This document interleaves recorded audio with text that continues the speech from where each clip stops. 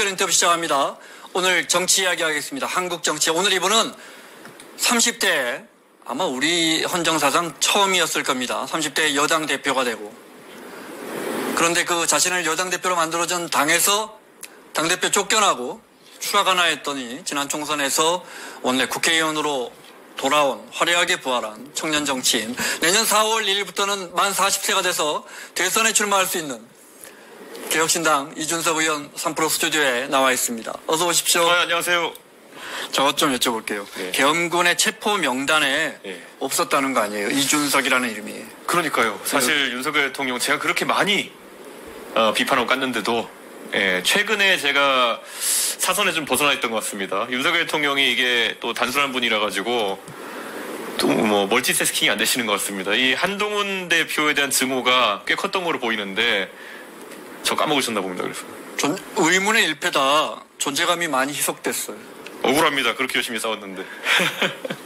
오늘 정치 현안도 현안이지만 한국 정치에 대한 이준석이라는 젊은 정치인 많은 국민들이 기대하고 계시는데 그분이 갖고 계시는 우리 사회에 대한 문제의식 또 비전 좀 깊게 들어보겠습니다. 그래서 제가 일부러 질문 뉴스처럼 이렇게 딱딱 이렇게 드리지 않고 그 전에 방금 전에 뉴스에서 나온 김용현 전 장관 측에서 기자회견 열었잖아요. 잠깐 뉴스 보셨을 것 같은데 거기에 밤에 국민들 통행금지가 있었는데 윤석열 대통령이 그거 하지 말아야 했다 이렇게 밝혔어요. 저런 멘트가 윤석열 대통령 짜고 나오는 건지는 모르겠지만은 결론적으로 크게 도움되지 않고요. 지금 내란의 구성 요건은 다 갖췄는데 어떻게든 이렇게 법꾸라지같이 빠져나가 보려고 논의해서 이렇게 막 하나씩 흘리는 것 같은데 대세에 지장 없다. 이거는 확실하게 내란이고 심지어 지금 위키피디아 같은 데 가보잖아요. 네. 그러면은 친위 쿠데타 이런 거 목록에 보면 끝에 윤석열 나와 있어요. 되게 황당하면서도 이해하기 어려운 계엄으로. 근데 이건 뭐 지금 어떻게 항변하려고 하는지 모르겠지만 변호인단도 안 꾸려진다고 하잖아요. 이게 법률적으로 방어가 어려워 보입니다. 헌재 어떻게 예측하십니까? 저는 사실 노무현 대통령 탄핵 때는 조금 덜 걸렸고 그 다음에 박근혜 대통령 때는 조금 더 걸렸고 근데 이번에는 노무현 대통령 탄핵보다도 덜 걸리지 않을까라는 예상을 개인적으로 합니다. 그럼 한 60일 이내로 나온다는 얘기인데요. 네. 왜냐하면 너무나 명확하고요. 이번에 헌재에서 하는 말 보면은 포고령 자체를 이제 증거로 채택할 수 있을 것 같다라고 얘기하는데 포고령 자체가 위헌이에요. 그러니까 헌법 77조를 보면은 아무리 계엄을 해도 입법부, 즉 국회의 기능은 정지할 수 있는 권한이 없거든요. 행정과 사법에서 일부 권한을 제약할 수 있는 건데 포고령 자체가 정면 위반이기 때문에 그것에 정치활동을 금지한다고 해버렸잖아요. 저는 이거는 포고령 하나만 봐도 이거는 탄핵 인용이다. 네. 거의 그런 상황이라 보면 다만 탄핵이다 대통령 탄핵이다 보니까 최대한 방어권을 보장하는 그런 형식적인 절차를 지키는 과정만 남아있을 뿐 재판관들도 딱 맞는 순간 이거는 어느 정도 심증이 섰을 거라 봅니다. 대통령이 세 번째 기자회견도 보면 선거 부정에 많이 꽂혀 있었어요. 그죠? 네. 요건에 혹시 요건에 당대표까지 하셨으니까 이 선거 부정을 의심하거나 여기 윤 대통령의 생각에 동조하는 의원분들이 다수라고 생각하십니까? 세 개의 스펙트럼이 있습니다. 네. 그러니까 저 같은 사람은 부정선거는 논리적으로 말도 안 되고 선거를 치러본 사람이면 안 된다고 생각한다.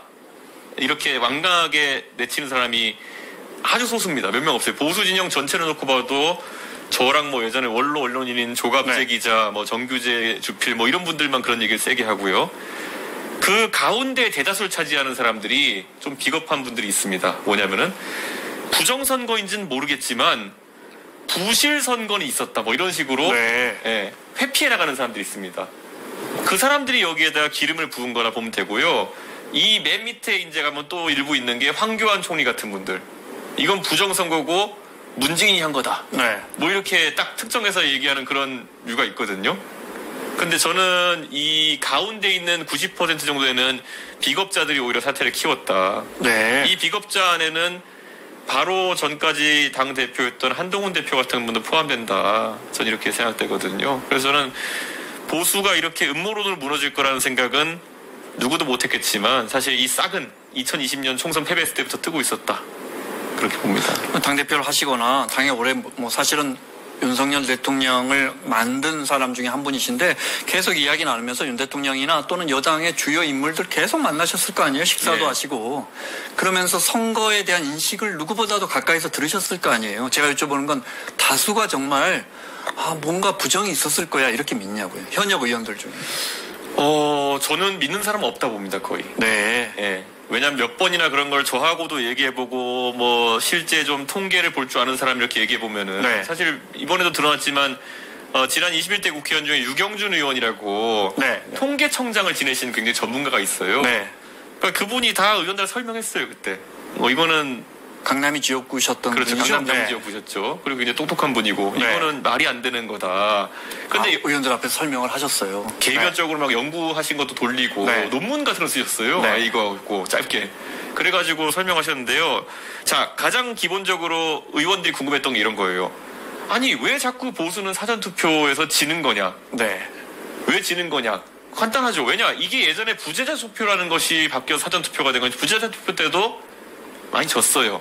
그리고 두 번째로는 총선을 치르기 전부터 보수 유튜버들이 음모론자들이 이번에 사전투표 하지 마십시오. 사전투표 하면은 문재인 대통령이 전부 다 표를 바꿔치기 합니다. 그러니까 본투표 하십시오. 캠페인을 했어요. 그들은 외력이 존재하는 상황 속에서 들어갔기 때문에 실제 격차가 더 크게 난 거죠. 네. 그러니까 되게 웃긴 상황이에요. 자기들이 하지 말라 그래 놓고 왜 격차가 크게 났냐고 음모론 제기하는 거죠. 그러니까 저는 그런 걸 봤을 때 사실 지성이 있는 사람들은 아닌 건 안다. 그런데 비겁자로 전환한 거죠. 왜냐? 이준석이는 아예 대놓고 이게 아니라고 얘기하는데 그랬더니만은 보수 유튜버들에게 집중포화 맞아가지고 저 사람 문재인이랑 결탁해가지고 보수 절단 내려고 한다. 내부 총질러다. 이런 얘기 듣는 걸 보고 나는 머리로는 아닌 거 아니까 부정선거는 아니지만은 부실선거는 맞을 수 있다. 이런 식으로 그들을 달래는 역할을 가야겠지 해가지고 이 사태가 난 겁니다. 황 전 총리부터 민경욱 전 의원, 그다음에 누굽니까? 정광훈 목사 같은 분들. 예. 그 흐름에 그 원심력에서 벗어나지를 못하고 여당이 자꾸 그분들에게 가요. 우리가 좀 네. 이해해봐야 될 게요. 참 이해 안 됩니다. 김 기자님은 딱 그 중간쯤에 계실 것 같은데요. 그 전환기를 겪으시는 분들이 이제 있는데 뭐냐면 우리 사회 전체적으로 90년대, 2000년대만 놓고 봐도요. 민자 들어가는 단체, 민자 들어가는 정당은 소수의 상징이었죠. 예전에 민노총이 시위한다. 네. 소수였죠. 그 다음에 민변이다 그러면은 법조인 중에서 소수였죠. 민주당 자체도 정당으로서 지역 기반이나 세대 기반이 좀 적었었죠. 그럴 때를 살던 분들이 그러니까 90년대, 2000년대까지 인생의 전성기 사시던 분들이 네. 관성으로 가는 거예요. 지금 70대쯤 되신 분, 60대 후반쯤 되신 분, 저희 아버지 세대 이전에 계셨던 분들은 아니 보수가 뭉치면 당연히 이기는 거 아니야? 네. 그런데 뭉쳤는데 왜 져? 그러니까 조작이야. 이런 정도의 논리 구조 갖고 계세요.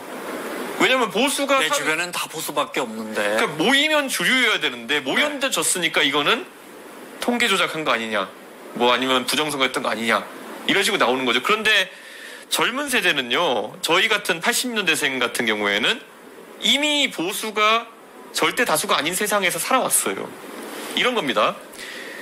저는 80년대생이기 때문에 제가 이제 85년생인데 제가 미국 갔다 와서 한국에 오자마자 나온 게 뭐였냐면은 광우병 시위였어요. 네.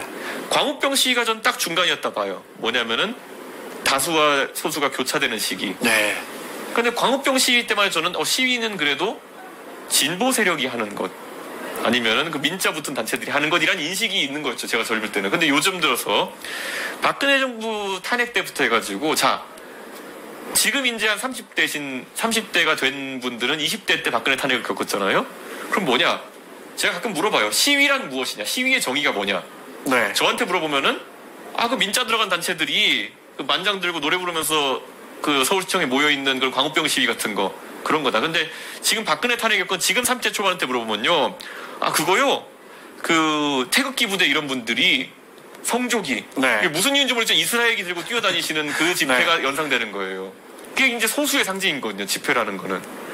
그리고 특히나 이번에 그렇죠. 권력과 멀어져 있으니까 거리로 나가는 거 아니에요. 네. 억울하고 네. 우리가 약자라 생각하니까 나가는 거 아니에요. 네. 근데 그게 이미 각인된 게 그 탄핵 집회 때부터 이제 보수가 오히려 떼쓰는 이미지 이런 게 약간 되어 있는 게 있는 거거든요. 그러니까 이게 완전히 인구 조성이 바뀐 건데 네. 못 깨닫는 거죠. 제가 여쭤보고 싶은 건 거기서 그러니까 정치란 사람들의 마음을 얻는 것이고 사람들의 마음을 얻으려면 왼쪽 진보 진영은 보수 사람들의 마음을 얻어야 되고 보수 진영은 진보 사람들의 마음을 얻으려면 이게 좌양자 우양우해야 되는데 더 왼쪽 더 오른쪽으로 가는 원심력이 왜 세지냐. 예를 들어 김종인 대표와 오랜 인연이 있으신데 저희 같이 정치를 모르는 사람 보면 김 대표님은 보시면 보수 정당으로 영입되면 진보 정책 내놔서 당을 승리로 이끌고요. 진보정당 가서는 보수정책 내놔서 당을 승리로 이끄는 그 당을 7번인가 8번 바꾸셨잖아요. 그렇죠. 네. 그냥 그분이 하시는 역할은 그거거든요. 매우 간단한 셈법인데 우리 정당들은 왜 자꾸 자신들의 지지층으로만 쏠리냐 이거예요. 그게 민주주의의 함정입니다. 그게 뭐냐면은 민주라는 것이 지금 우리나라에서는 2단계 민주주의가 돼 있거든요. 당원 민주주의. 네. 그리고 이제 전체 국민을 바라본 국가 단위의 민주주의가 있는 거잖아요. 당원 민주주의와 국가 단위의 민주주의가 괴리가 생기는 지금 지점이 있는 거예요. 그러니까 제가 이거에 비유하는데요.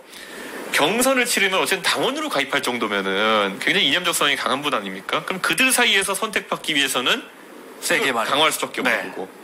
근데 나중에 정작 본선에 들어가면 펼쳐야 되잖아요. 네. 그래서 이걸 비유하는 게 뭐 어릴 때 저희 보면요. 이 막대기 짚고 이렇게 해서 왼쪽으로 돌아요 하다가 계속 돌다가 선생님이 땅 하면 이제 직진으로 걸어나가잖아요. 직진이 뭡니까? 가운데 길로 딱 걸어나가야 되는 건데 그렇게 안 되죠. 왼쪽으로 계속 한 몇 달 돌다가 갑자기 선거 때다가 하면은 가서 휘청거리잖아요. 네. 그 현상이 계속 발생하는 거예요. 우리 사회가 오히려 민주화가 정착되고 당원 민주주의가 정착되면서 예전 같은 경우 우리 보세요.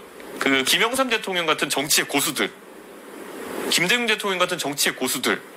김영삼 대통령 보세요. 옛날에 본인이 보수 진영에서 대통령이 되었지만은 나중에 정작 총선이 다가오니까 우리에게는 약간 가운데나 왼쪽이 부족해. 그리고 그 당시에 김문수, 이재호 뭐 이런 한다 하는 약간 운동가들, 활동가들을 끌어들여가지고 정치를 하신 거 아닙니까? 그건 왜냐하면 그분이 총재니까 결정하면 되는 거예요. 이 당원 민주주의와 경선의 과정이 없는 거예요. 김대중 대통령도 마찬가지죠. 우리가 어제 호남을 기반으로 한 그 당시 민주당이 절대 소수니까 국민 대다수의 과반의 지지를 받으려면은 충청권에 있는 반한나라, 비한나라당 보수와 손을 잡을 필요가 있어. 그 결단 내리시면 하는 거예요. 그렇기 때문에 그 합쳐진 힘을 가지고 본선 나가 되시는 거잖아요. 그래서 저는 그게 우리가 2단계 민주주의를 구축하면서부터 오히려 이런 양극화는 가속화될 수밖에 없다. 그게 이제 현실의 한계가 있는 거죠. 차라리 그냥 보수 정치할 때는 그냥 내가 이 부분이 약하니까 진보가 약하니까 보수가 약하니까 영입해버리면 되는데. 그렇죠. 그런데 그렇다고 해서 뭐 당원 민주주의 나쁘다 이런 게 아니라 이걸 보완하기 위한 끝없는 노력이 있어야 되는 건데 사실 제가 그거 하려다 쫓겨난 거 사실은 더 구체적으로 가면 혁신이라는 걸 해가지고 그 안에서 지금 과대표되고 있는 소위 TK 고령 보수를 대신하기 위해 가지고 경선 룰에 조금 수정을 가하고 이렇게 해보자는 거에서 당연히 그럼 손해보는 사람도 있으니까 다 들고 일어나는 거죠. 그리고 저는 이제 보수 진영에서 계속 관성이 이제 그런 게 일단 말씀드리는 게 우리가 소수일 리가 없어 이게 하나 있고요. 두 번째로는 지금 50년대생 이상 그 한 70대 이상 되시는 분들이 항상 느끼는 게 뭐냐면은 과거의 개념대로 그래 안보는 보수, 경제도 보수, 그리고 교육도 보수라는 생각. 원래 세 개의 다리로 서 있으면 안정적이잖아요. 이 세 개가 확고한 보수 영역이라고 그분들 믿고 계세요. 그런데 저만 해도 약간 그게 아니라 생각하거든요. 뭐냐면은 제가 경험해본 거로는 글쎄요. 예전에 김대중 대통령이 집권하기 전까지는 그 불안감에 투표하는 분도 많았어요. 제가 옛날에 상계동 살 때 보면은 그 화이트 칼라층 같은 경우에는 아니 우리는 이제 직장 다니고 이런 사람들인데 김대중 씨가 갑자기 대통령 되고 이러면은 뭐 굉장히 경제 정책을 급진적으로 하는 거 아니야? 그때 보수 일부 진영에서 일부라니요. DJ가 집권하면은 공산화된다는 주장이 굉장히 많았죠. 근데 우리가 이제 경험해봤잖아요. 김대중 대통령이 집권하셨는데 통일에 대한 관점이 다르신 건 있는데 그렇다고 나라를 팔아넘기고 이런 건 아니었잖아요.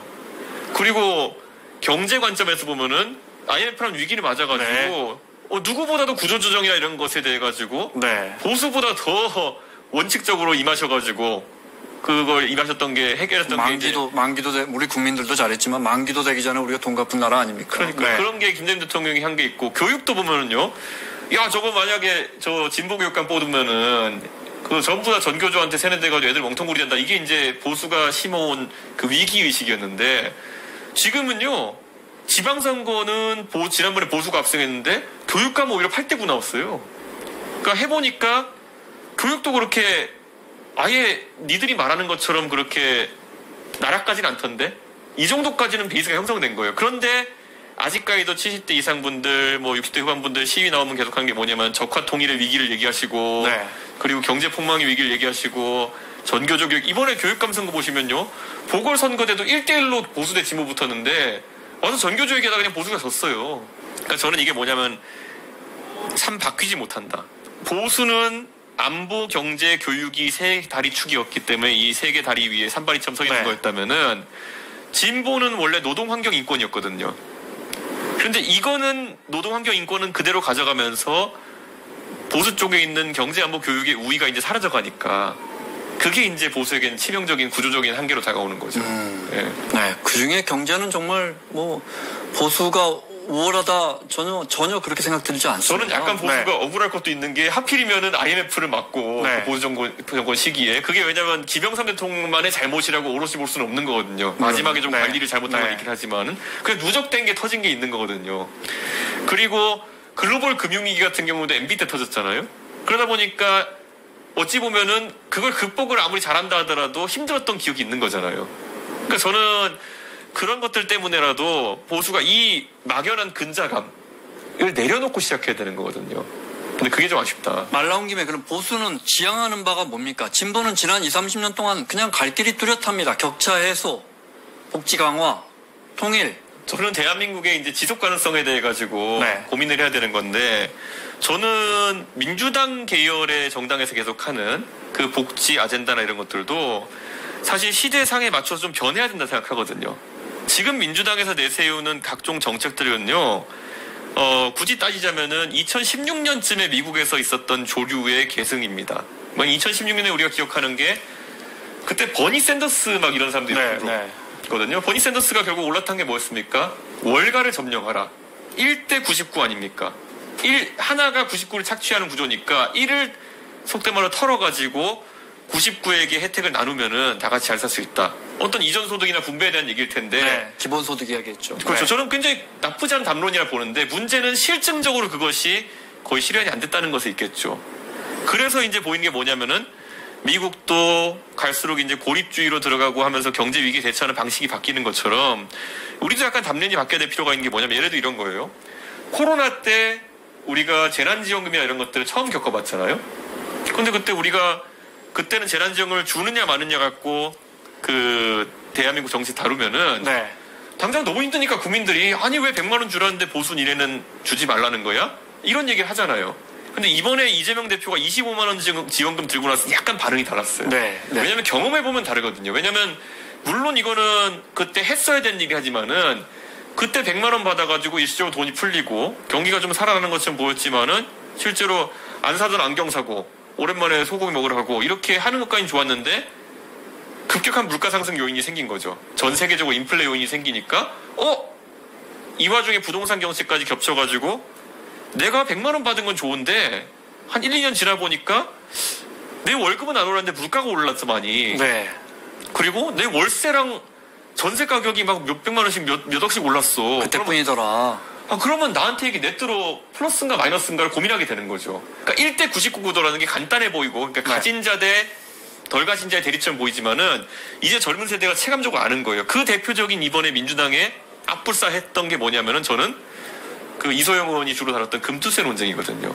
사실 진성준 의원님이 정책의장으로서 금투세 얘기하셨을 때 논리는 그거였어요. 아니 5천만 원 이상의 금융소득에 대해 그 주식소득에 대해 가지고 과세하는 건데 왜 대다수의 주식 투자자는 아예 못 벌거나 그것보다 적게 버는데 여기에 대해서 반대할까?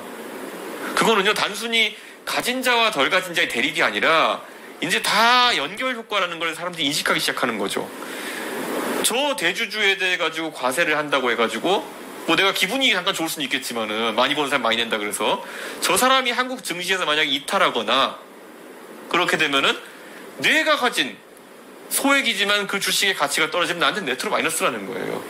그러니까 그거까지 생각이 닿고 이러다 보니까 굉장히 이런 금투세나 이런 거에 대해서 1대 99 논리로 설명 안 되는 이제 반응이 나왔던 거거든요.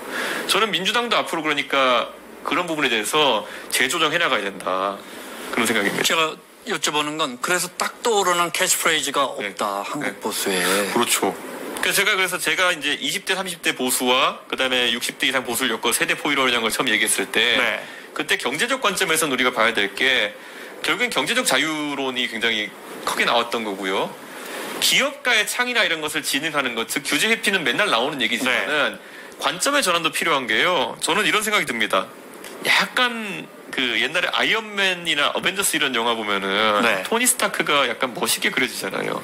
토니 스타크가 했던 말 중에 저는 가장 기억나는 말이 뭐냐면은 I privatized world peace 그랬어요. 그게 뭐냐면은 나는 사유화했다 세계 평화를, 나는 민영화했다 세계 평화를, 이런 얘기잖아요. 국가도 못하는 일을 나는 하고 이렇게 한다 이런 거였는데 사실 그게 사실 미국 자본주의의 상징 같은 거거든요. 어쨌든 그 자유로운 질서만, 공정한 질서만 마련되면은 개인이 뭐든지 할 수 있는 그런 그 무한한 그 자유인데, 저는 그런 걸 현실에서 구현한 게 당연히 이제 그 토니 스타크를 모델했던 일론 머스크 같은 사람일 텐데 저는 대한민국도 갈수록 그런 방향으로 나갈 수 있는 체제를 만드는 것도 중요하다. 저는 이런 생각이에요. 일론 머스크 보면요. 결국 옛날엔 로켓 만들려고 그러면은 나사에 가는 수밖에 없었거든요. 근데 이제는 나도 이걸 할 수 있다. 돈 벌었으니까 내가 해보자. 스페이스X 같은 거 만들어서 하나의 사업 영역을 창출해버리잖아요. 저는 보수가 지금까지 되게 못했던 게 뭐냐면요. 신산업의 어떤 영역을 개척하는 걸 되게 못했다는 생각을 해요. 그래서 저는 앞으로 이런 AI나 아니면은 이런 영역에 있어가지고 데이터 이런 데 있어가지고 장을 만드는 게 보수의 역할이다. 이런 생각을 하거든요. 근데 이런 것들을 도입하지 못했던 게 윤석열 정부의 가장 큰 매우 실책이었죠. 공감됩니다. 매우 큰 실책이었죠. 그런데 저는 그래서 문재인 정부는 재생에너지나 이런 몇 가지 잡지 않았습니까? 근데 문재인 정부도 사실 그 한계성이 좀 보였던 것이 재생에너지와 탈원전 이런 아젠다를 정립할 때 약간은 교조적이고 이념적이었던 생각이 드는 거예요. 저는 재생에너지는 무조건 권장돼야 되는 것이고, 우리가 중국의 2차 산업과 경쟁하려 그러면은 뭐 이재명 대표도 그 대선 때 언급했지만 아리백이라든지 이런 환경에 대한 기준 같은 건 우리가 오히려 레버리지로 삼아야 되는 거거든요. 중국은 따라오기 힘든 부분들. 근데 그런 거에서 보수는 완전히 뭐 그냥 기업가 마인드로 접근했던 거. 그런 거 인기 없는 정책이지만 결국 우리가 가야 할 방향이거든요. 그러니까 아무도 CF100이라는 거에 대해서 그렇게 민감하게 반응하지 않는데 우리는 아리100 대신 CF100 하겠습니다. 우리만 떠들면 뭐 하나요, 그거는? 그러니까 저는 그런 부분에 대해 가지고 보수가 정말 너무 전통적이었다. 이런 거죠. 우리는 선진국적 자세로 이제 그런 규제나 이런 것들을 철폐하고 이렇게 했었어야 되는데 보수는 관료에게 지배당합니다. 그러다 보니까 우리나라의 외교 통상 관료들이나 아니면 경제 관료들이 자기들 뭐 과장 시절부터 사무관 시절부터 지금 국장 한다음에 장관 할 때까지 해온 게 뭡니까? 국제회의나 이런 데 가면은 우리는 아직까지 개발도상국이에요. 그러니까 우리한테는 이 규제를 적용하지 말아주세요. 우리에게 익셈션을 주세요. 우리는 좀 기다렸다가 나중에 한 1, 20년 뒤에 할게요. 이거 하던 곳이잖아요. 그게 주요 통상 그 방식이었잖아요. 그러다 보니까 오히려 우리가 앞서 나가가지고 리딩하고 뒤에 따라온 나라의 격차를 벌리는 데는 그 제 자질이 없는 거죠. 그러니까 저는 완전히 이제 그러니까 선진국에서 태어난 사람들이 저희 80년대생들 같은 경우에는 태어나서 초등학교 때부터 사실 먹고 사는 걱정은 크지 않았거든요. 그러니까 아주 원초적인 먹고 사는 걱정은 빈부의 격차는 생길지언정. 그럼요. 그러니까 우리는 선진국이란 마인드로 대학교 이후로 살아왔고 이런 사람들이 주류가 되어가지고 그 관점에서 정책을 펼치기 전까지는 계속 개발도상국적인 마인드로 저렇게 하고 있는 겁니다. 앞서 나가고 국제사회 의무에 참여하고 이런 것보다는 우리 빼줘요 이런 거. 그런 어떤 보수가 가야 할 길을 우리 논의하고 있는데 사실 그런 정책 방향 이전에 지금 보수는 뭐 당이 쪼개지느냐 뭐 존립 기반 자체가 저는 흔들리고 있다고 보거든요. 지금 이제 권영세 비대위원장으로 정해진 것 같은데 겉에서 보기에는 이렇게 표현하면 될까요? 앞으로의 투쟁 방향, 나아갈 방향을 그래도 이재명은 안 된다. 그런 현수막이 많이 국민의힘 의원들 이름으로, 지역구 의원들 이름으로 붙어 있더라고요. 네. 그렇게 컨셉을 잡은 것 같아요. 이건 어떻게 보십니까? 저는 이재명 대표를 욕할 수도 있다고 생각하는데요. 뭐 정책적 이견이나 아니면 도덕성 문제로 욕할 수 있다고 보는데요. 12월 3일 전에 욕하면 들어줄만 했거든요. 예, 이재명 대표에 비해 뭐 도덕성의 비교율 주장한다든지. 근데 12월 3일 이후로는요, 뭔 소리 하는 거야 이런 반응밖에 안 나와요. 그러니까 이재명 대표가 뭐 흔히들 조롱하는 것처럼 뭐 가족이 무슨 뭐 초밥을 먹었니 어쨌든 하면은 아니 그런데 내란을 했잖아. 이런 상황에서 그걸 왜 들고 나오는데? 예. 그런 말이 나올 수밖에 없는 거거든요. 저는 앞으로 그 보수 진영에서 이재명 대표를 저 사람은 안 돼. 저 사람의 개인적인 도덕성의 내용을 갖고 물고 늘어지는 건 의미가 없어졌다. 계엄 이후에 보수 진영은 정말 도덕적 우위를 이야기하기에는 이제 그렇죠. 아니면 그럴 거면요. 네.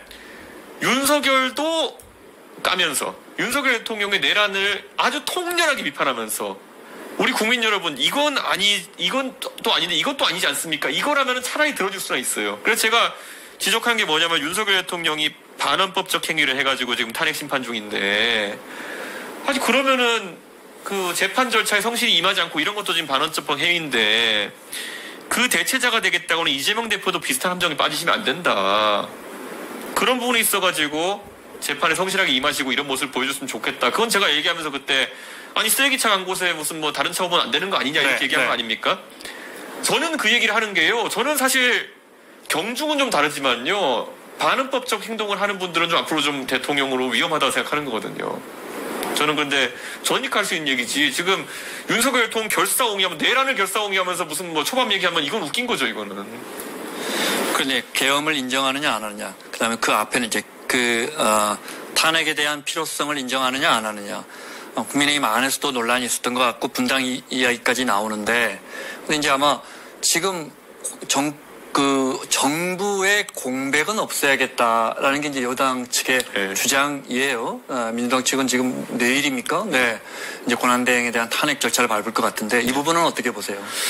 그가 두 개가 있는데요. 정부의 공백이라는 것이 단순히 한덕수 총리가 또 탄핵되면 또 다음 뭐 대행이 들어와가지고 그 로스가 있을 거고요. 네. 지금 더 큰 로스는 뭐냐면 탄핵 절차가 지연돼가지고 확고한 리더십이 없는 상황에서 대한민국이 경제 위기를 맞닥뜨리고 있다는 겁니다, 지금. 저는 이런 생각해요. 최근에 우리가 걱정 안 해도 될 것들을 걱정하기 시작했습니다. 여수에 가면은 왜 여수에 있는 사람들이 롯데케미칼을 걱정해야 됩니까?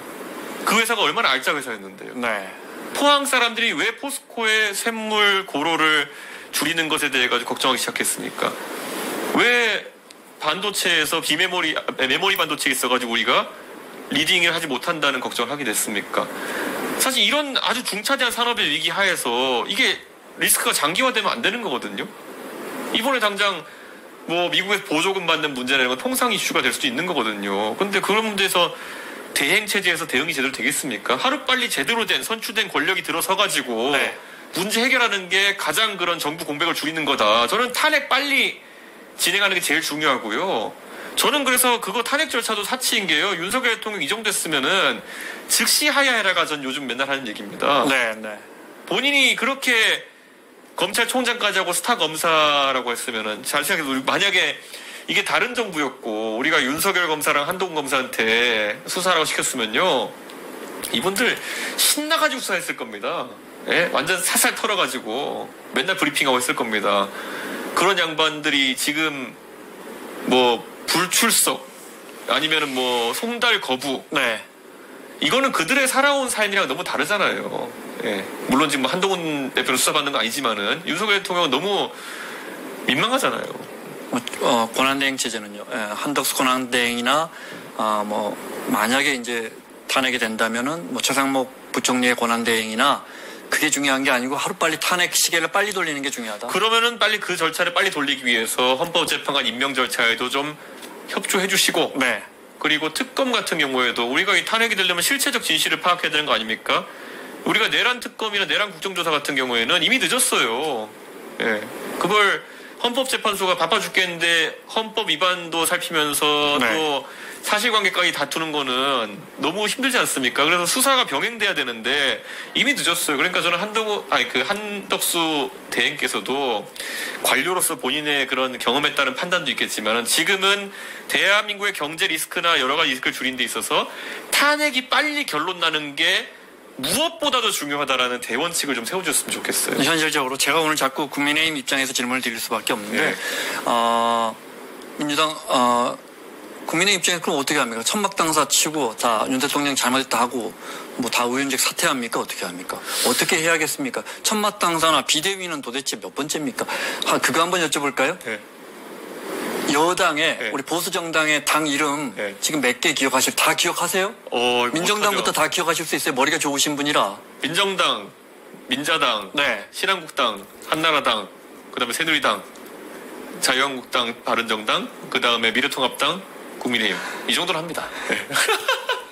그러니까요. 근데 일경에서 뭐 당 이름 바꾸자, 네. 천막당사 가자 그러는데 그게 무슨 의미가 있을까 싶어요. 그러면 어떻게 해요, 현실적으로? 저는 당이 발전적 해체라는 게 중요하다고 생각합니다. 이게 사실 예전에 박근혜 탄핵 때도 얘기가 나왔던 건데요.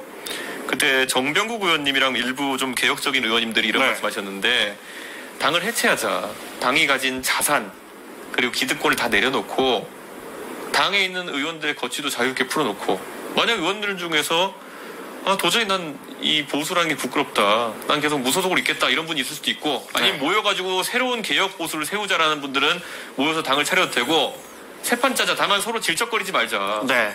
그런 정도의 합의가 있으면 국민들이 좀 지켜볼 수 있을 것 같아요. 지금은 어쨌든 덩어리짐을 잃지 않으려는 그런 생각이잖아요. 우리가 예전에 보면요. 우리가 해운 회사들이 이제 좀 고생하고 해가지고 물론 그때 한진해운을 뭐 부도내는 게 맞냐 이런 거는 좀 논쟁의 여지가 있지만은 다 이제 해체한 다음에 아주 알짜배기 핵심 자산을 모아가지고 HMM을 세우니까 결국엔 그게 어느 순간엔 다시 우량 기업이 돼가지고 다시 또 좋은 자산 규모로 불어나게 되잖아요. 네. 저는 구조조정이라든지 아니면 그런 거는 과감해야 된다는 생각하는 거거든요. 우리가 그 당시에 보면은 IMF 때 김대중 대통령 시기에 사실 얼마나 생소한 얘기입니까? 현대전자랑 LG 반도체가 합쳐가지고 하이닉스를 만든다 이런 거. 네. 그런데 했잖아요. 기아 자동차를 현대자동차한테 넘겨준다 했을 때 호남 지역민들의 마음은 얼마나 싱숭생숭했겠습니까? 그러지만 그거를 호남 출신 DJ 대통령은 하잖아요. 그만큼 구조조정이나 아니면은 그런 세판 짜는 거는 전격적이어야 되는 거고 국민들이 예상하지 못한 수준까지 가야 되는 겁니다. 방법은 해쳐모여다. 질척거리지 않고 서로. 네. 한동훈계가 뭐 그렇게 할 말이 있어가지고 그 비공개 의총의 녹취록을 까며 그리고 뭐 그렇게 윤핵관이라는 사람들은 이번 정권에 잘한 게 있어가지고 배신자 소리를 하며 그 사람들은 국민을 배신한 건데 저는 그렇게 서로 질척거리지 말고요. 딱 해쳐모여 하자.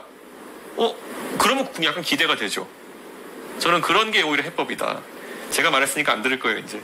아스팔트 나와 계시는 어르신들은 대표적인 배신자 중에 한 분이라 그러실 거예요, 그렇죠?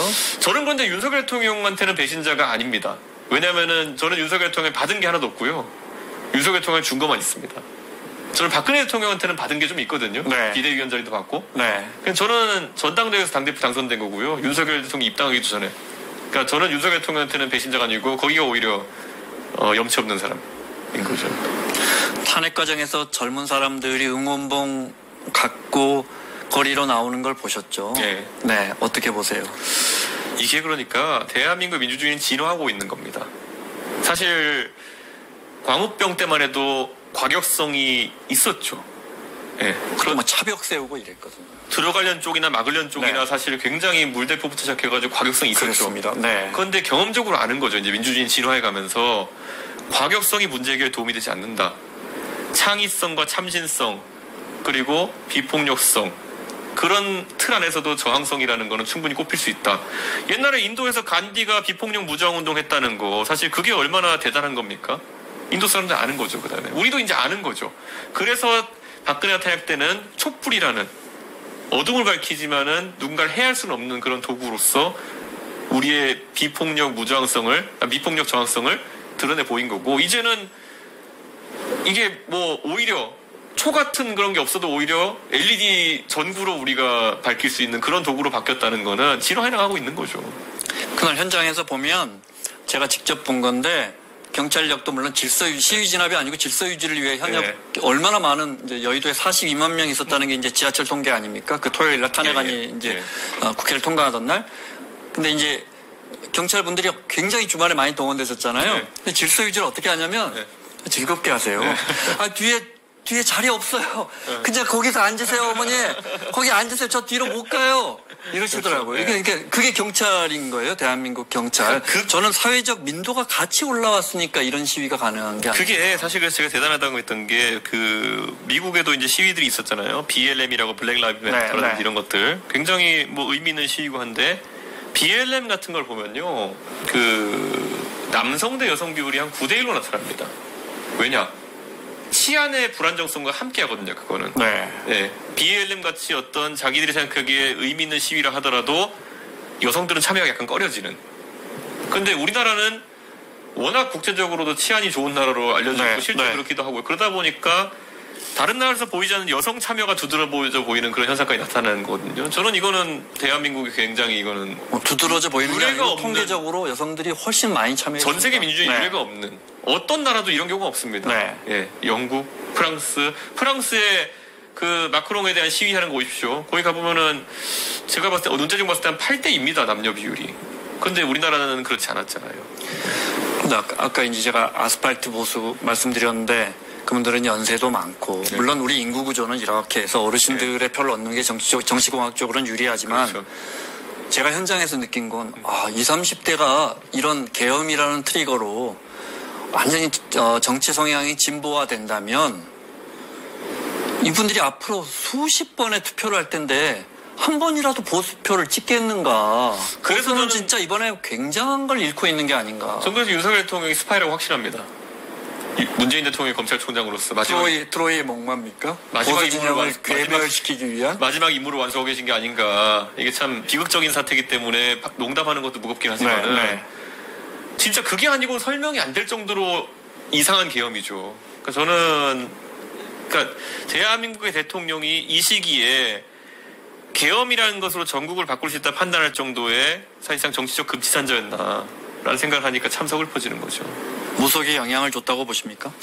그러니까 제가 이제 이 사태를 놓고 어떤 의원들과 약간 얘기하는데 의원님 그런데 음모론을 듣고 윤석열 대통령이 저렇게 넘어갈 만큼 저 사람이 진짜 이상한 사람이 맞았을까요? 그랬더니만은 웃자고 그 의원님 윤석열 대통령을 잘 아는 의원님이 딱 얘기하시더라고요. 나도 서울대 나왔는데 그 음모론을 믿는 사람 중에 그러니까 가장 무서운 사람이 서울대 나온 사람이야. 자기 확신이 가미되거든. 얘기를 하더라고요. 뭐 서울대 나온 놈을 비하자는 의도는 아니고요. 정말 그러니까 본인의 짧은 그런 선거에 대한 지식이나 이런 거 바탕으로 확신을 내려버린 거거든요. 근데 대부분의 이 윤석열 정부의 정책들이 약간 그런 희한한, 그러니까 단편의 지식을 가지고 큰 판단을 내려버리는 오류를 경험하거든요. 이거는 제가 듣고도 귀를 의심했던 게 이런 게 있어요.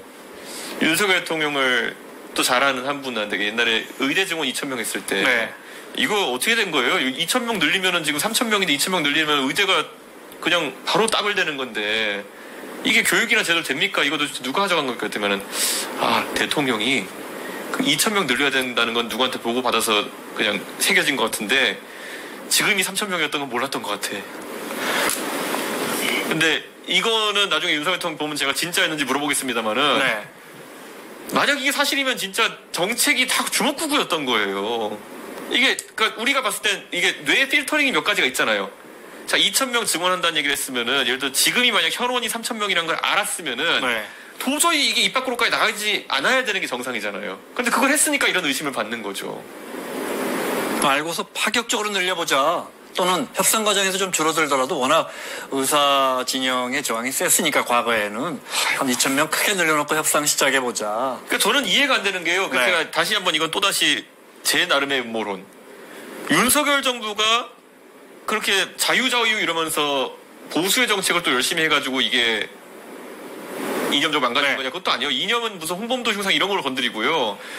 정작 의대 증원하고 지방의료 확충하고 공공의료 확충하는 거는 민주당의 수건 사업이에요. 몇십 년간. 그런데 민주당의 수건 사업을 윤석열이 하다가 본인이 폭망한 거예요.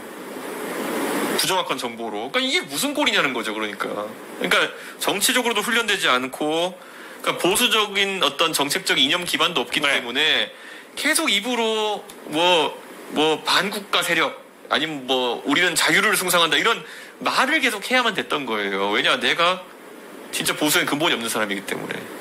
저는 이게 되게 안타까운 거죠. 보수 진영 사람이 아니죠. 네. 이분은 그렇죠. 네. 진영을 논하기가 참, 지금이야 이제 보수 진영의 대통령이지만 용병 그 자체. 이분은 말씀 나오셨으니까 여쭤볼게요. 네. 사실은 반기문 총장도 그런 이야기가 있었고요. 네. 그 질문 종종 받으시죠. 네. 사실 박근혜 대통령도 보수가 키운 사람은 아닙니다. 박정희 대통령의 딸이지, 엄밀히 그렇죠. 말하면요. 네. 그죠? 보수는 왜 사람을 못 만들어냅니까? 보수는 정치를 그러니까 젊을 때부터 치열하게 한 사람이 드물죠. 왜냐면은 거의 다 이게 이런 거예요. 옛날에 보수가 엘리트성을 가지고 있고 진보가 활동성과 역동성을 가지고 정치하던 시절이 있었죠. 이쪽이 다수고 이쪽이 소수고. 근데 이건 뭐냐면요. 예전에 뿌리 깊은 지역구도 하에서 엘리트면 보수일 수밖에 없는 구조가 있었던 거예요. 예전에 보면은 소위 말하는 영남 사람들이 고위직을 다 차지하던 시절에 그때는 장차관 출신들 아니면 뭐 군내 장성 출신들 이런 사람들 판검사 고위직 출신들이 영남 사람들이 많았기 때문에 그 사람들이 그냥 많이 보였던 거예요. 엘리트 보수로. 지금은 그게 희석되고 이제 결국에는 김대중 정부가 98년이었으니까 그때 이후로 희석돼가지고 벌써 20몇 년이 지났으니까 고위직을 지낸 쪽은 양쪽에 고루 있는 것이고 그런 상황 속에서 엘리트성이 이제 독점이 안 되니까 여기에 그런데 수도권이 이제 그러면 인재 받치거든요. 근데 수도권 선거가 보수가 어려워지면서부터 사람을 키우기가 어렵다. 사람을 키우기 어려워진 상황이 된 거죠. 제가 이분들이 들으면 좀 약간 싫어할 것 같긴 한데요.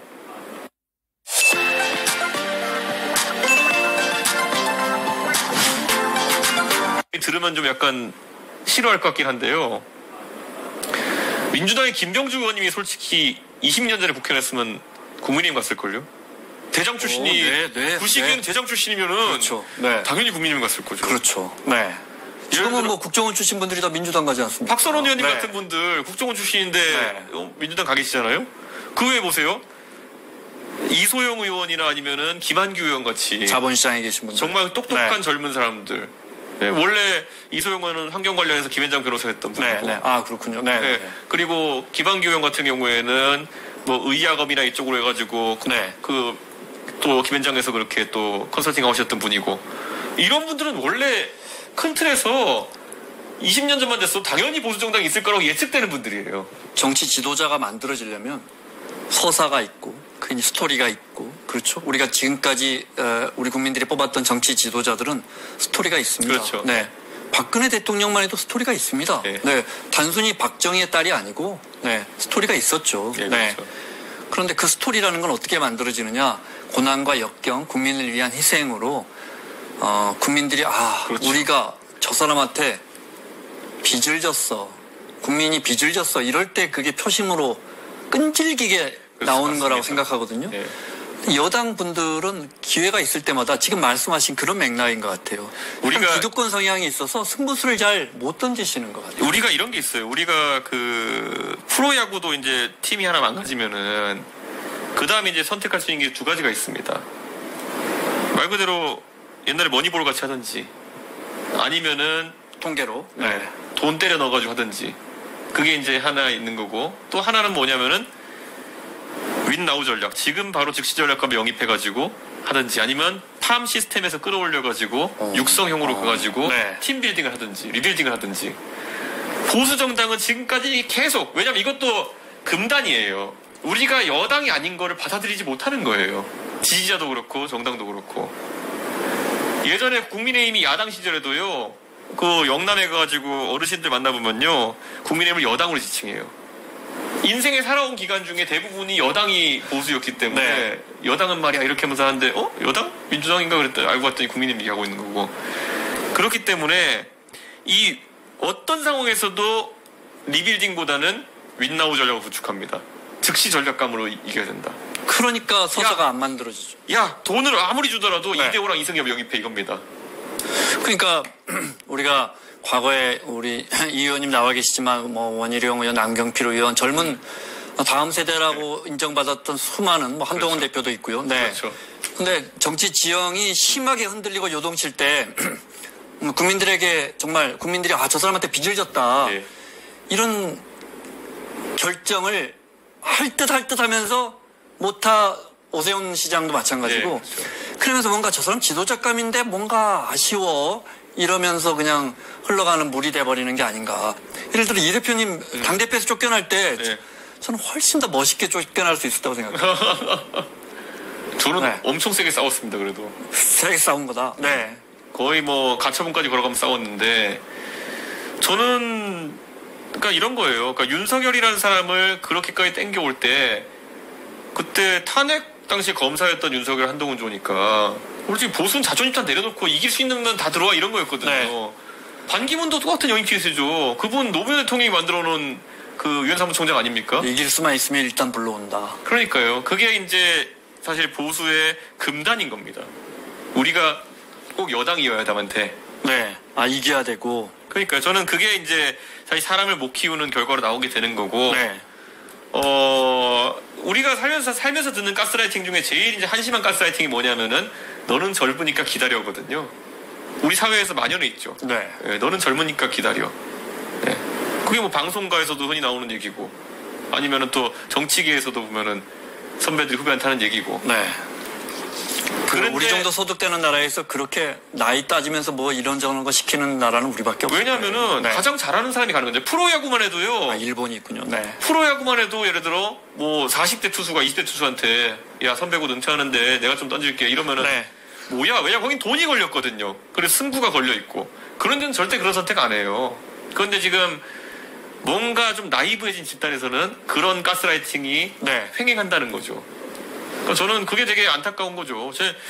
제가 이제 이번에도 제가 대통령 만약 조기 대선 나오면은 제가 도전하고 싶습니다 이렇게 얘기하니까 가장 먼저 나오는 말이 넌 아직 어리잖아 이런 거거든요. 그런데 어리다는 말도 생각해보면요. 네. 그러면은 제가 앞으로 어떤 경험을 더 쌓아야 안 어리다는 것이냐. 그러면 딱히 맥락도 없어요. 네. 왜냐면 제가 보세요. 저는 13년째 지금 정치 언저리에서 있는 거고 제가 평론을 해가지고 제가 뭐 평론을 못했습니까? 그 다음에 제가 당대표를 해가지고 선거를 2번이나 이겼는데 당대표 역할을 잘못 수행했습니까? 국회의원이 됐죠. 그래서 의정활동을 했죠. 그러니까 젊은 사람한테만 계속 허들을 높여가는 거예요. 뭔지도 또 정확히 얘기 안 하면서. 따르고 밀었던 정치 지도자 2명이 탄핵됐습니다. 이 의원께서. 따르고. 저는 그게 제일 저한테 네. 마음 아픈 게요. 제가 2012년부터 정치하면서 저는 보수의 하강기, 아까 말했던 주류가 비주류가 되는 기 내에 제가 계속 정치를 하는 것이 저한테 강제된 거잖아요. 저에게 만약에 보수 정당이 한 2개쯤 있고 이랬으면 다른 선택지가 있을 수 있겠지만은 그 당이 계속 저희 유일한 선택지가 될 수밖에 없는 상황이었고 제가 그렇다고 이런 걸 예측해가지고 뭐 제가 민주당에 산다고 제 이념적 성향과 맞지 않는 걸 한다는 건 말도 안 되는 거잖아요. 그러니까 저에게는 강제된 하나의 카드였고 그 안에 제가 열심히 하는 것이 결국에는 제가 박근혜 대통령 당선되고 제가 말이라도 한마디 했나요? 그런데 결국에는 나락가고 윤석열 대통령 저는 저 사람의 결함이 있다 하더라도 제가 당대표니까 제가 2인자니까 제가 저 사람을 제어해가지고 나쁜 길로 가지 못하게 하면 된다라는 생각을 갖고 당선될 때까지 기다렸던 건데 되자마자 저를 무슨 성추문 같은 거로 내쫓아버리잖아요. 저는 이거는 예측이 한 게 바뀐 겁니다. 지금 사람들이 봤을 때. 그래서 저한테 많은 사람들이 두 사람을 탄핵시킨 거에 대해 가지고 사과해라 이러는데요. 이런 겁니다. 박근혜 대통령은 제가 탄생시켰을 정도의 영향력이 있을지는 모르겠지만 네. 윤석열 대통령은 제가 기여를 많이 한 게 맞고요. 네. 저는 제가 결과론적인 사과를 하는 건 오히려 제가 너무 여론에 떠밀린다는 생각을 합니다. 그런데 저는 사과를 한다면요. 다시는 제가 다른 사람 보증 서지 않겠습니다.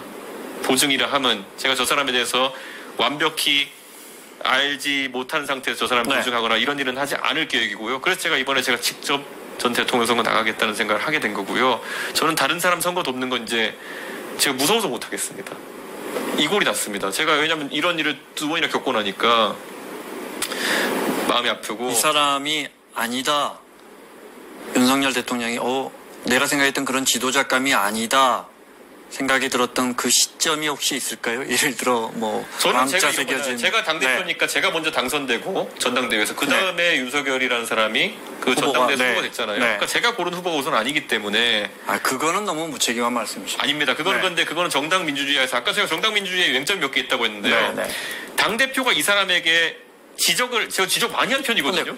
이 의원님 말씀대로 하자면 나는 당대표였지만 그 사람이 대통령 후보가 되는 걸 원치 않았어. 이 논리로 연결됩니다. 그렇게 제 마음속으로 생각할 수 있죠. 근데 그거를 지적했거든요, 저는 많이. 당대표였지만 그렇게 차마 당대표였기 때문에 그렇게 말 못했고, 그렇게 행동하지 못했다. 개입하면 큰일 납니다. 그거는 왜냐면 당대표가 물러나야 되는 사유가 되겠죠. 경선 체제가 완전히 흐트러지겠죠. 경선 개입이니까요. 그래서 저는 그거를 그래서 제가 이제 소극적으로 제가 권한을 벗어나지 않은 범위에서 했던 게 뭐냐면은 토론을 최종적으로 4번인가 했는데요. 제가 토론을 12번을 늘리자 그랬어요. 결국 국민들한테 많이 보여주는 수밖에 없다. 그 왕자도 여러 번 써서 나왔을 테고 그런 거잖아요. 제가 할 수 있는 범위 내에서 그렇게 하는데 제가 나가서 국민 여러분 윤석열은 진짜 이상한 사람입니다 했으면은 그건 대형 사고 터지는 거거든요. 저는 그래서 제가 계속 얘기하는 거는 저는 앞으로 다른 사람의 대선을 도울 용기가 나지 않습니다. 특히 대선 같은 큰 선거에서는. 그래서 내가 나가야겠다. 그래서 제가 나가든지 안 나가든지입니다. 제가 안 나가든지 나가든지지 제가 누구를 도울 정도의 용기가 없습니다. 이게 공교롭다고 해야 합니까? 딱 3월 31일, 4월 1일부터 대통령 국회의원은 피선거권이 몇 살부터입니까? 25부터. 대통령은 40살부터. 만 40살부터. 딱 내년 4월 1일이면 40살이 되는데 만약에 탄핵이 인용된다면 아마 대선은 빠르면 5월, 6월? 4월, 5월 될 거라고 봅니다, 저는. 왜냐면 지금 2월 중으로는 나올 거라고. 시간표만 보면 누구를 위한 거네요? 저는 사실 제 출마 여부와 관계없이요. 내일이라도 빨리, 오늘이라도 윤석열을 하야했으면 좋겠습니다. 제가 안 저는 대선 어차피 앞으로 제가 살면서 한 40년 더 살거든요. 저는 한 3-4번 더 나갈 수 있어요. 제가 정치를 하고 있다면은. 그러니까 저는 그거 전혀 아쉽지 않고요. 이번에 제가 못 나가게 돼도요. 대한민국에 하루라도 이런 불안정성을 가지는 거는 저는 되게 위험하다 보거든요. 그래서 저는 빨리 하야를 하든지 아니면 헌재가 1월에라도 판단 내렸으면 좋겠다는 생각이거든요. 그런 생각이고, 지금 상황에서 이재명 대표가 그럼 유리할 것이다 보는 관점도 있거든요. 왜냐하면 지지율표 그렇게 나오니까. 근데 대한민국의 선거라는 건 참 다이나믹합니다. 노무현 대통령의 그 선거 캠페인을 기억하시는 분이라면은 2%에서부터 한 30%까지 노무현 대통령 올라갔는데 걸린 시간이 몇 달 안 됐어요. 그리고 거기에는 국민에게 감동을 주는 몇 마디 몇 되는 거였거든요. 사실 그게 간단한 얘기 같지만요. 색깔론을 씌우려는 후보한테 아내를 버리라는 말입니까는 용기와 그다음 순발력이 동시에 필요한 거였어요. 저는 그런 게 대한민국 사회 참 전환점 중에 하나라 보는데요. 저는 이번에도 그런 지점들 나올 수 있다 봅니다. 우리 저희 3프로에 오셨으니까 경제 문제 몇 가지만 여쭤보고 마무리하겠습니다. 전공 때 경제학이 있었던 걸로 제가 기억하는데요. 저희는 하버드에서 조인트 컨센트레이션이라고 복합 전공 비슷하게 했거든요. 그래요? 컴퓨터와 경제가 있습니다. 경기가 무거워지고 있는 건 수많은 지표로 드러나는데요. 추경은 어떻게 보십니까? 추경은 지금 어느 정도 필요합니다. 추경이라는 것이 저는 우리가 생산성을 높이고 좀 어느 정도 미래 투자하는 형태의 추경이라 그러면은 적극 찬성이고요. 언발의 오줌 누기식 추경은 약간 좀 위험합니다. 지금 소비가 위축되기 때문에 어느 정도 그런 것도 하긴 해야 되겠지만은 지금 상황에서 대한민국이 산업 경쟁력을 회복하는 게 최우선이 돼야 되는 거고요. 그 다음에 이제 결국에는 물가 안정과 저는 소비 진작이 돼야 되는데 사실 물가 안정과 소비 진작은 같이 가기에 또 어려움이 있을 수 있는 겁니다. 왜냐하면 돈을 풀면은 소비 진작이 되는 건데 돈을 풀면은 물가는 또 상승할 수밖에 없는 것이거든요. 그래서 이 부분에 대해 가지고 저는 지금 많은 경제 관련된 학자들이 지금 상저하고로 예상하더라고요. 상반기는 좀 성장이 낮고 하반기는 좀 회복될 거라는 보는데요. 상반기에는 어쨌든 조금 추경을 통해 가지고 분위기를 살리고 하반기에는 철저한 물가 관리 모드로 들어가는 형태로 좀 조정을 해야 되지 않을까 그런 생각이 듭니다. 추경에는 일단 원론적으로 찬성하시고 해야 된다고 봅니다. 지금 상황에서. 경기가 나쁘다 다들 인정하실 것 같고 보통 연말 되면 기자들이 다 경기 나쁘다고 하고 살면서 경기 좋다고 한 걸 저는 경제부 기자로서 그렇죠. 본 적은 없습니다. 그런데 이번엔 탄핵 때문에 소비 심리까지 위축돼가지고 더 합니다. 네, 굉장히 진짜 뚜렷하게 하향 곡선을 긋고 있는데 계엄이라는 악재 중에 악재가 터졌습니다. 그래서 진짜 1월과 다음 분기에 나올 지표들이 정말 무서울 수준인데 경기가 쉽고 경기가 안 좋은 겁니까? 격차가 벌어지는 겁니까? 아랫목은 너무 뜨겁다. 이런 지적은 어떻게 보십니까? 그러니까 중2 이하의 가정들은 제가 봤을 때는 가처분 소득이 오히려 떨어지고 있는 상황까지 가고 있다 보거든요. 실질 소득이요? 네. 왜냐하면 저는 이자율 문제 같은 것도 좀 심각하다 이렇게 보는 상황인 게 제가 동탄에 다녀보면은 사실 물가 얘기도 나오고 뭐 다 얘기 나오지만은 가장 지금 젊은 그 소비층에서 어려워하는 것이 이자율. 예전에 한 2년 전, 3년 전 때에 자금을 조달했을 때에 비해 가지고 확 올라버린 이자율 때문에 가처분 소득이 이거 형편없이 떨어져가고 있다라는 얘기가 나오는 거거든요. 저는 이자율 관리가 정말 중요한 상황이다. 저는 그렇게 보고 있습니다. 그리고 이 소득 격차 문제 같은 경우에는요. 오히려 저는 단순히 이거를 이전 소득으로 어떻게든 해결해 보려고 하는 방식보다는요. 우리가 이전 소득이라는 게 이제 국민들에게 돈을 좀 나눠줘서 그렇죠. 결국 복지라고 하는 보통 그런 거죠. 그런 것보다는 우리가 생산성의 위기를 겪고 있다는 거를 이 생산성의 위기라는 거는 산업 전반을 얘기하는 게 아니라 소프트웨어적인 것은 AI로 대체되고 하드웨어적인 로봇으로 대체되는 과정 속에서 이런 겁니다. 요즘 판교에 가보면요. 작년까지만 해도 초급 개발자의 초봉이 거의 한 6,500에서 7,000까지 갔다고 합니다. 네, 그 정도로 앞다퉈서 이제 인재를 영입하려고 했었죠. 그런데 AI에서 요즘 보면 저도 이제 개발자니까 가끔 쓰는데 뭐 깃허브의 코파일럿 이런 거 자동 코딩 해주는 그런 코딩 어시스트 서비스가 나오면서 초급 개발자의 능력이 그것보다 못하다고 판별되는 경우가 많아요. 그 자동 코딩 서비스들보다. 그래서 초급 개발자의 연봉이 지금 수요가 줄어들어가지고 3,500까지 떨어져 가고 있다고 합니다. 어느 산업이든 그 초급이나 인턴이나 그 전문직 들어가는 그 입구에 있는 분들이 급격하게 그게 수요가 지금 줄고 아까 있거든요. 우리가 김 기자님 말씀하셨던 결국엔 이 예전과 같은 이런 아날로그식에서 서서히 감소해가는 그 하위 소득의 그 계층이 아니라 이제는 거의 뚝 떨어지는 거예요, 갑자기.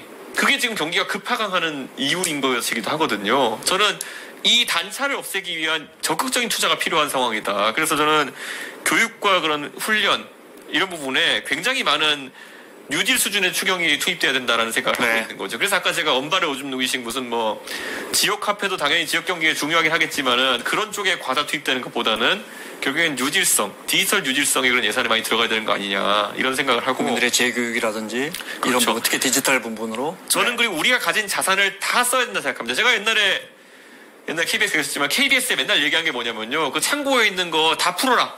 그 영상 자료나 이런 것들. 그거 거기 묵혀놓으면 뭐하냐. 언젠가 쓸 거라고 묵혀놓지만은 사실 옛날 땡전 뉴스 이런 거부터 시작해가지고 다 오픈소스로 풀어버려라. 그거로 재미있는 창작자들이 그거 2차 저작물 만들고 해가지고 영상 산업이나 이런 것들 진흥시킬 수 있다. 지금 대한민국은 국가가 가지고 있는 모든 곳간을 열어야 되는 겁니다. 그 유무형의 자산을. 그래서 저는 뭐냐면은 데이터 같은 것도 완전 개방하고 이렇게 가야 되는 거거든요.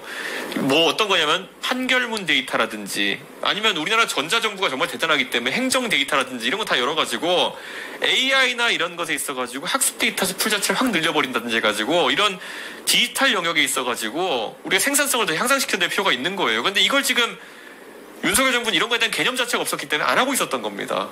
그래서 이런 거 우선 규제 개혁하는 게 중요한 것이고요. 두 번째로는 AI 같은 경우도요. 이걸 타고 이용할 수 있는 인력의 수를 늘려야 되는 겁니다. 예전에 제가 이런 게 있어요. 제가 하버드에 공부할 때 제가 딱 들어갔을 때는요. 교수님들이 수업 리포트 써가잖아요. 그 도서관 가서 꼭 인용자를 찾아오라 시켰어요. 그리고 위키피디아 인용하면 빵점 주고. 위키피디아에 가면 다 출처 있잖아요. 그거 인용해가지고 하면 빵점 줬거든요. 근데 제가 졸업할 때쯤 보니까요. 구글 검색하고 위키피디아를 통해가지고 자료 정리하고 하는 게 오히려 대세가 된 거예요. 거기에 근데 미국은 발빠르게 적응하더라고요.